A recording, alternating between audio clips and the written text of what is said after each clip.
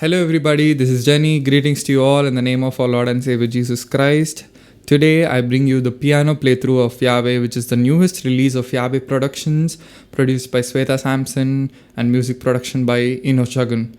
Very glad to be a part of this song internally. This video is for people who want to learn the piano parts of this song. If you find this informative, make sure to like and comment down below, which will help me produce more such content. Without any further ado, let's get into the video.